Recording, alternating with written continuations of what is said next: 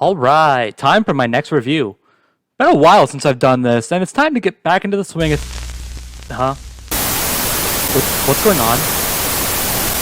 Oh. No, not now! Why does my equipment have to break now? No, stop! Stop! Huh? What happened? Wait... Oh, that's just great. My backdrop is freaking broken. Ugh, why? Just as I was about to get started as well. Well, I guess I can make this work. Oh, great. So it decides to do that instead. Fantastic. Well, let's get this thing started. Oh, what hit me? Huh? What's this? New intro. Put disc into play. Well, that's outrageously convenient now, isn't it? Oh well, I guess my old intro wasn't going to last forever anyway. Might as well.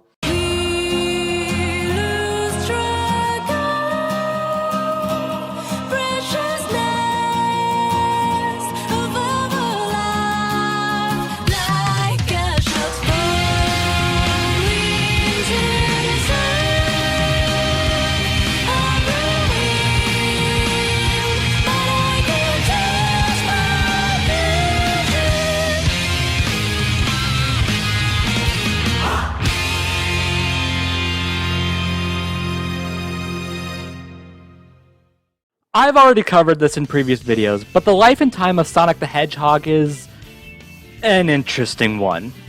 Not many series can say they started as a rival to Nintendo's Red Poster Boy, and eventually spiraled into an identity crisis leading to, well, whatever we have now.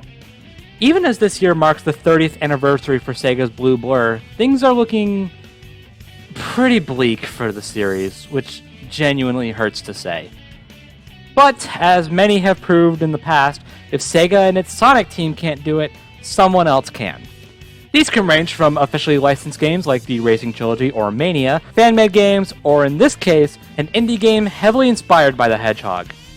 This brings us to one Sabrina DiDuro, I'm hoping I'm pronouncing that name right, and the team at GalaxyTrail. The original goal for this team was to put together a Sonic fan game featuring OCs created by DeviantArt user Xiao Ling. Again, I'm really hoping I'm pronouncing that name right. While keeping Eggman as the main villain and keeping Rings around. However, DiDuro decided that making a fan game would make the game feel like it would be living in the shadow of a financially successful powerhouse of a franchise, so decided to do something different. Instead of just making a Sonic fan game and not much else, they instead created a brand new IP that's just heavily inspired by the Blue Blur. So, after altering the game's villain and some of the mechanics, as well as fleshing out the characters more, Freedom Planet was born. Freedom Planet launched in July 2014 for Windows, before receiving a port to Mac and Linux almost a year later, and then eventually being ported to the Wii U, PS4, and Switch. This is a game that's been on my radar for quite some time, but I never got around to actually playing it. So for this video, I've decided to change that, and that's exactly what I did. So, let's see if this indie, speed-based 2D platformer is any good. I mean, with a sequel coming out in the year 20 who knows when, it has to be good, right? Should note before we start, for this video I'm playing the PC version with the use of a DualShock 4. Whether or not that affects anything, I have no idea, but I'm just pointing it out just in case. With that said, let's hop right in. So before we even get into the freaking title screen, we're given an intro cinematic telling us a bit of info on the plot you may otherwise miss. The city of Shuigong is under attack by a warlord named Brevin, who, along with his army, slaughters the king's forces and kidnaps his son and heir to the throne, Prince Dale. And just because he needs to show that he's a villain, he freaking beheads the king right in front of Dale's face. In retaliation, Dale tries to fight Brevin, but that ordeal is stopped as quickly as it starts. If all this alone isn't enough to tell you what the rest of the plot is like, I don't know what will. And after that, and the title screen, we're treated already with a wonderful piece of attention to detail. If you rapidly move the analog stick around, the characters you select will be completely dizzy and look like they oh so desperately want you to stop. GalaxyTrail didn't have to do that, but I'm definitely glad they did. The actual story is told in a very Sonic Heroes-esque approach, telling the same story from 3 different perspectives. It opens up with Brevin's ship crashing in the middle of nowhere, on the same planet he was on. What? So does that intro cinematic take place before or after this? I'm utterly confused. Anyway, while I'm busy scratching my head over that, another ship is crash landing in a jungle, catching the attention of two of our main characters, Sash Lilac the Water Dragon and Carol T the Wildcat. The two go off in search for the crashed ship, only to find a snake-wearing armor holding a weird duck man at gunpoint. Luckily for this duck man, Lilac comes in to save him. We learn that this guy is actually named Torque, and he's a shell duck. If that's not an obvious giveaway to his true nature, I don't know what is. Anyway, Torque lets it slip that Mayor Zhao of Shangmu is after the Kingdom Stone, the world's source of energy. And after Lilac and Carol fail to warn these two idiots of such, Shangmu is already invading, under the leadership of their old comrade, Spade. He manages to get away with the stone, which awakens a freaking robot-praying mantis. Its defeat causes the cave the two are in to collapse, but luckily both manage to make it out. Well, Lilac does. Carol had to be saved to get out.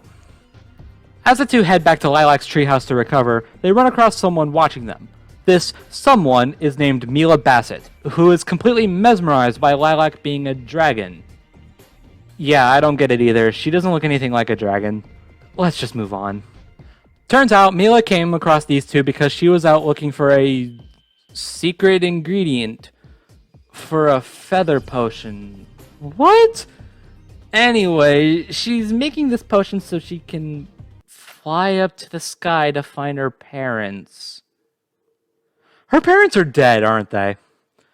Regardless, Lilac invites her to her treehouse to hang out. The next day, Carol awakens to some rather weird news and insists on Lilac coming with her to check it out. Guess what? Torque's an alien. You know, I would have thought the whole crashed spaceship and the whole shell duck thing would have given that away, but whatever.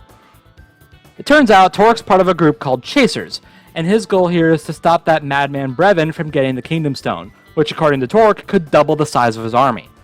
Torque insists on destroying it, but Team Lilac wants none of that, so they decide to help take it back instead.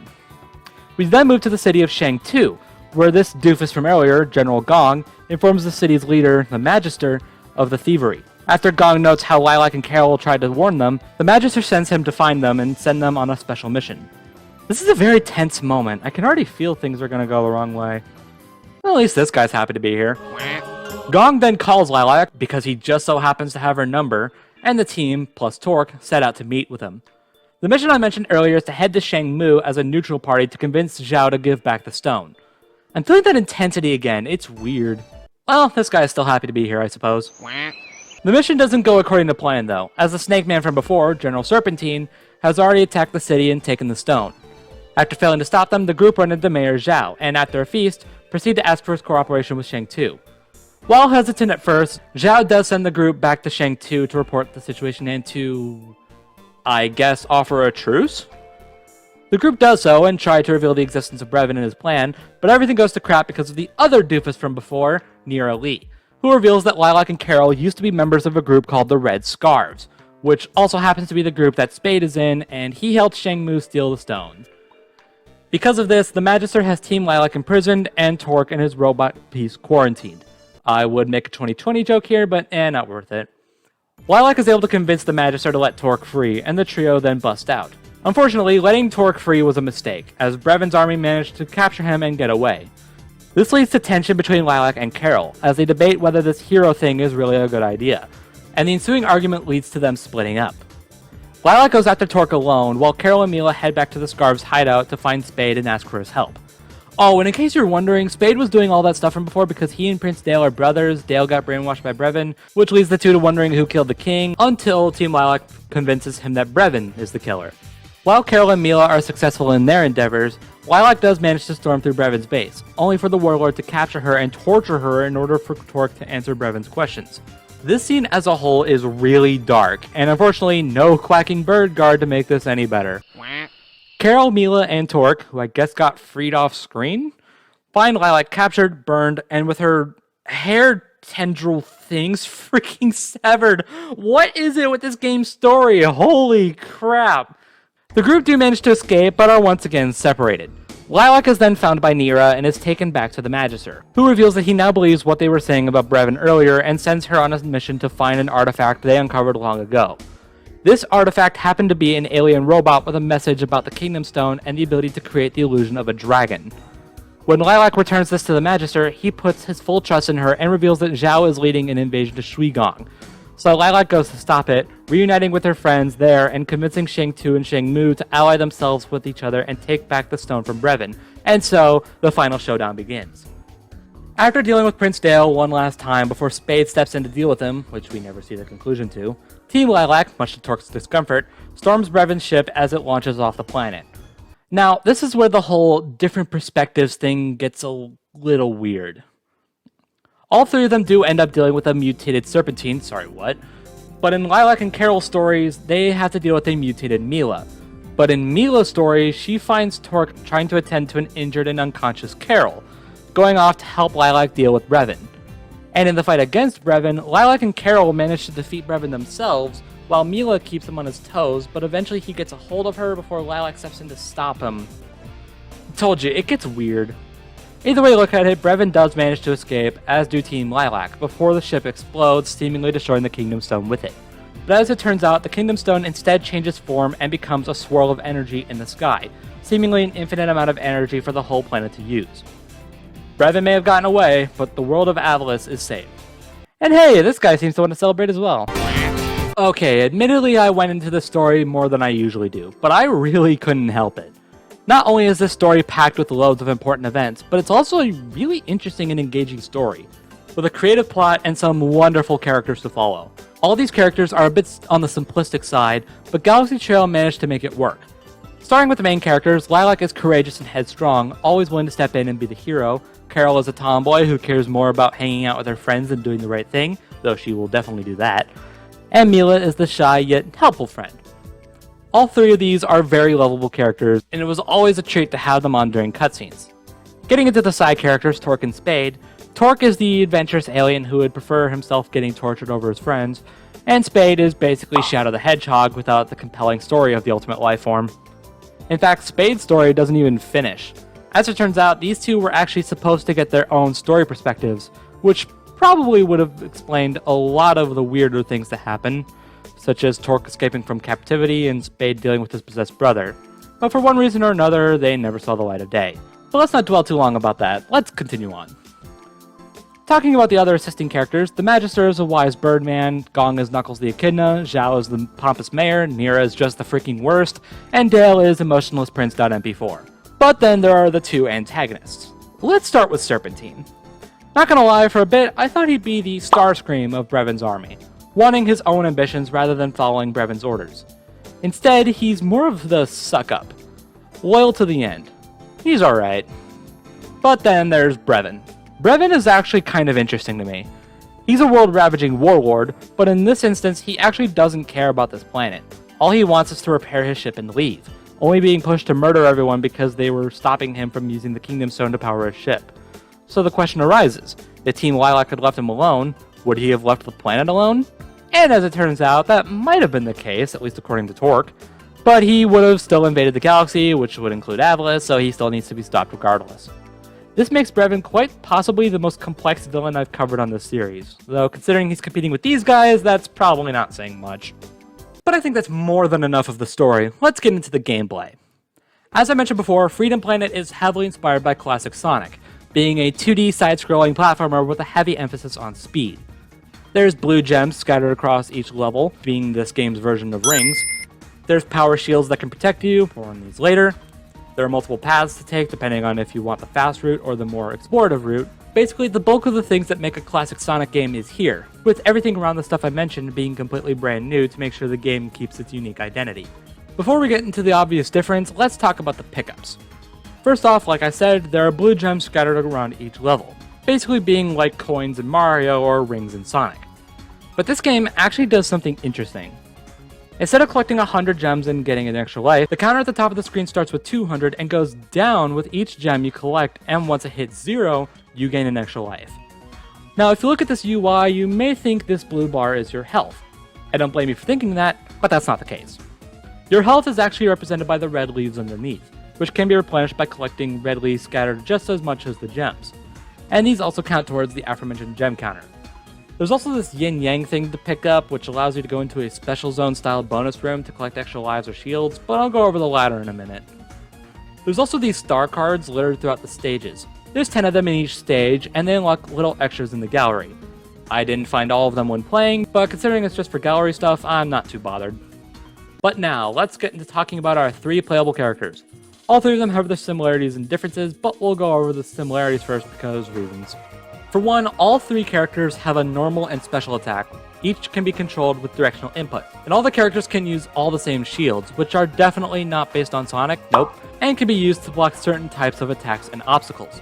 The Earth Shield attracts the blue gems, called Crystal Shards, as well as gives you an immunity to crystal-based attacks. The Fire Shield can damage enemies and give you immunity to fire-based attacks and obstacles, though you lose it when you start swimming, this isn't Mario. The Metal Shield gives you immunity to spikes, as well as electric-based attacks and obstacles.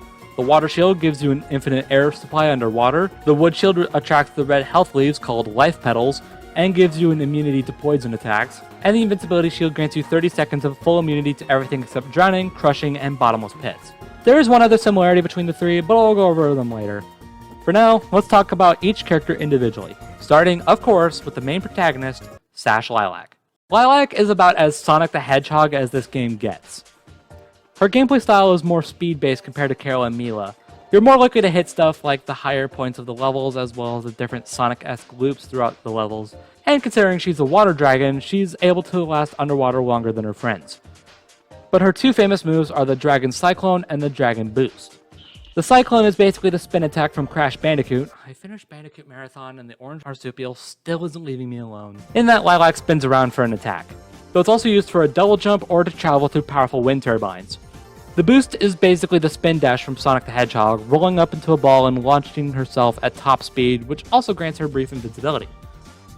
Though in certain levels, there are these star rings called Dragon Stars that, when passed through, give her a powered up Super Dragon Boost, which not only allows for a better boost, but also allows you to use the regular boost again immediately. Personally, Lilac is my favorite character to play as.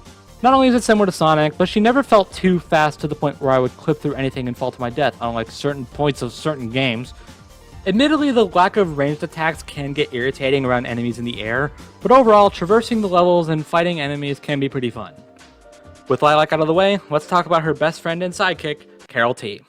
Unlike Lilac, which has an emphasis on speed with combat as a side feature, Carol's mostly the opposite, focusing a bit more on combat over speed, which makes sense given her history with the red scarves. Her standard attack is the Claw combo, slashing away at enemies with her, well, claws, what else? She can also pounce on her enemies, and afterwards she can unleash a more powerful claw attack. But her signature move is the Wild Kick, where she throws a barrage of kicks, allowing for multiple hits and makes her briefly invulnerable. Carol can also do a wall jump, allowing for more traversal options, but that said, this isn't her only option. Or her best one for that matter. For one, there are jump pads, which are useless for Lilac and Milla, but for Carol, if you jump while standing on these, she can warp to another jump pad on a continuous path until there are no more pads. These are cool and all, but this still isn't her best option to traverse. Also scattered throughout the levels are these gas canisters. Once again, these are useless for Lilac and Milla, but for Carol, if you pick one of these up, all of a sudden she whips out a freaking motorcycle. She has all the same moves, but she's, of course, much faster, and can even ride up walls. While not as fun as Lilac in my opinion, Carol is still really fun to play as. The pounce attack is borderline useless, but her claw combo and wind kick are really satisfying, and using the bike is insanely fun to drive through. Though using the bike in boss fights can be kind of awkward, but I'll go over that later.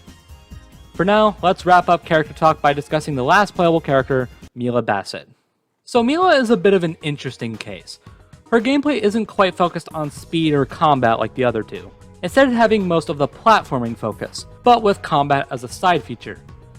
And by feature, I mean it's about 45% of her gameplay, with 50% of it being the aforementioned platforming, and then the other 5% of it being speed, because Milla is the slowest character between the 3 by far, and it's really noticeable. It may sound like a good thing that Milla balances platforming and combat, but personally, she doesn't feel that great to play during combat. She does have some combat abilities, such as generating a phantom cube to throw at enemies and block overhead projectiles, a barrier shield that can deflect projectiles, a combination of the two, a tiny shield burst that's honestly freaking useless, and a combination of the shield burst and the phantom cube, which is what I use for attacking mostly. These are cool and all, but it's mostly defense as opposed to offense.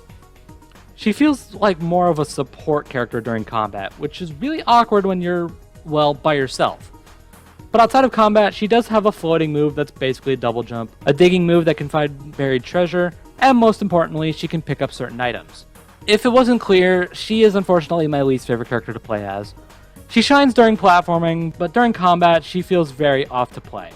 Kind of a shame, to be honest. Another thing that's kind of a shame is how the levels are handled. Now, to be clear, the levels themselves are really well designed, mixing platforming, combat, and speed into their structure.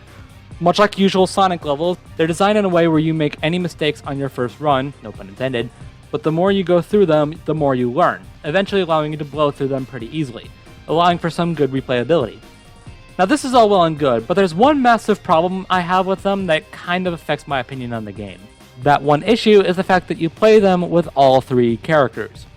Now, if you recall, this is something that Sonic Heroes does as well, multiple playable characters across the same stages. Now, if you see my video on Heroes, you'll know that I wasn't a fan of that aspect, so naturally I'm not a fan of it here.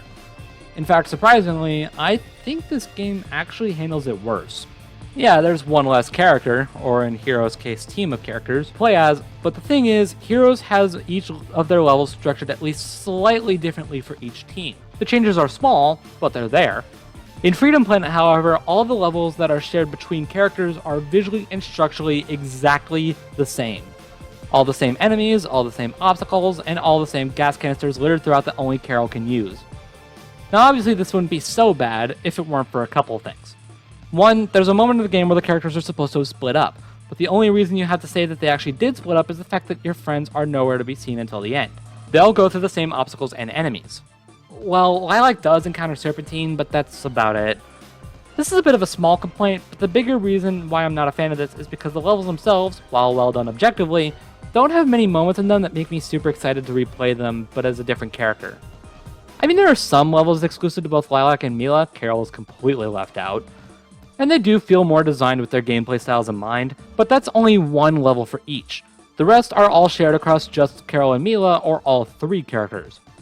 I don't want to make it seem like I'm complaining that the game feels padded, because that's not entirely the case. I just wish the levels were structured differently with each specific character in mind. That's probably just a me thing, but I can't deny how I feel. That feeling carries over to the boss fights as well. At the end of most of the levels, there awaits a boss fight, of course. These can range from no-named random mechs like this praying mantis thing, to major characters like Prince Dale. Now to be fair, the Prince Dale fights are actually pretty good, if you're not speeding by the fight and falling off the airship you're fighting on. Whoops. The first one has him in a mechanical peacock, shooting electro balls and deadly electric beams, as well as blowing gusts of winds powerful enough to push you back. How you beat him is by taking out the glowing things on its wings and then attacking the head. Afterwards, he charges at you like a spear a few times before repeating the process until you win. The second one has him on top of a weird sphere thing, firing homing shots, which can admittedly be kind of annoying to avoid, more electric blasts, and a charge shot that can absolutely obliterate you. The goal here is to wait for him to lower down to your level, and you need to take out his shield and hit him, once again repeating the process until the fight's over. The fights against Serpentine's mechs are pretty good too, whether it's a chase while you're trying to destroy the Robo Panther, or fighting him by himself until he hops in a flying mech that spawns mech suit wearing brutes with laser guns, you know, as you do. Unfortunately, the other bosses ranged from pretty unremarkable to flat out frustrating. Let's go over a few examples, shall we? To start with, there's a mini-boss against Nero while the team is on the run. And I'm just going to be real, this is more challenging than the actual boss of the level. And for all the frustrating reasons.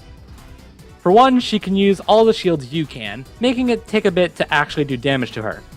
Secondly, she has these ice attacks that can take you down in only a few hits. And she fires them so rapidly that it's really hard to not get hit. There's far too much happening in this fight, which means you'll likely have your mind focused on one thing while you're being attacked and then frozen.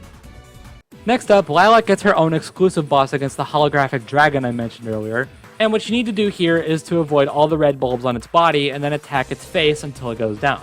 All the while avoiding a giant laser beam of death, claws, or is it teeth, I really can't tell, and Great Balls of Fire!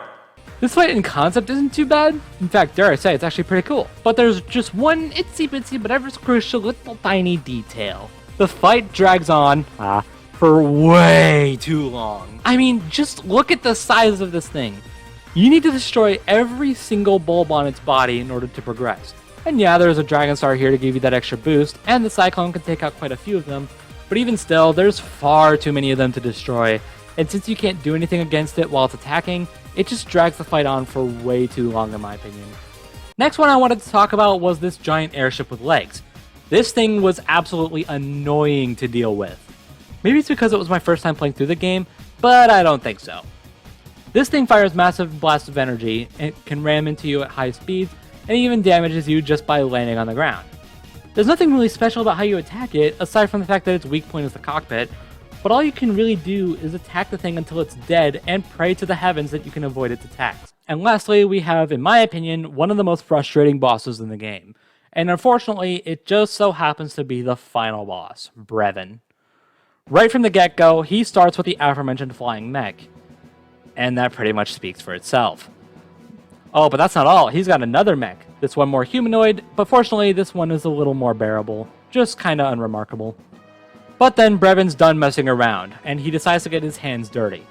This guy's got a sword dash, a throwing move that does pretty much nothing. Okay. And easily the most annoying thing, he can dash around as if he's teleporting. And if you're in his incredibly large hitbox, it does a crap ton of damage. Obviously, it's the final boss, so it has to be the biggest test of your skills. But honestly, this fight felt like less of a test of my skills, and more like a test of my patience. Oh, and just to pour salt into the wound, as Milla, you don't even get the final phase. Lilac steps in and basically one-shots him. Why was she able to do that here and not do that here? Why did I have to endure this bullcrap? Sorry, I got a little heated there. I think it's time to get off the soapbox about this game, because from a pure presentation perspective, this game is basically a masterpiece. To keep in line with 2D Sonic games, and even having a little bit of Rystar in there, Freedom Planet goes for a 32-bit sprite look, and it looks marvelous. Every area is so full of life, and the character designs and sprite animations just oozes charm. Heck, in Shenmue, when standing next to a disco ball, the characters just start busting out a little dance. Little details like that are kinda cute and very appreciated. Not a single thing sticks out like a sore thumb design-wise, that's for sure. And to add on to that, performance-wise, the game ran absolutely perfectly. With a nice, stable, and consistent frame rate, and as far as I can recall, absolutely no glitches. And now we have the audio, arguably one of the game's strongest points in my opinion. Admittedly, not a lot of music sticks out to me normally, but when I'm playing or listening to the tracks on their own, it's a really nice sounding OST. And with that right amount of energy to fit the game's faster pace. But what really stuck out to me was the voice acting.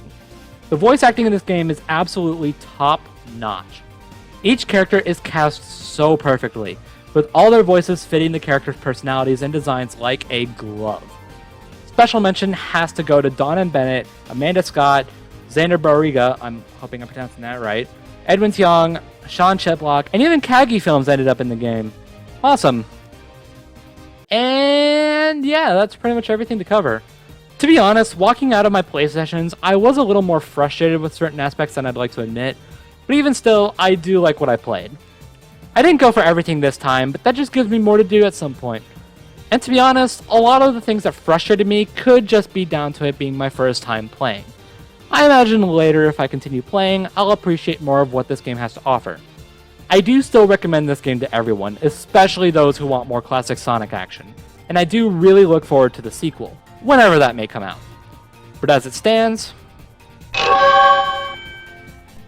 yeah, that seems good for now, but maybe my mind will change as time goes on. First indie game I looked at for the series, and while it was fun, I think it's time I go back to my roots and review a more classic game. Or rather, a few more classic games. I'll see you then. But for now, that's all I have to say, so thank you guys for watching, and I'll talk to you all in the next video. Bye everybody!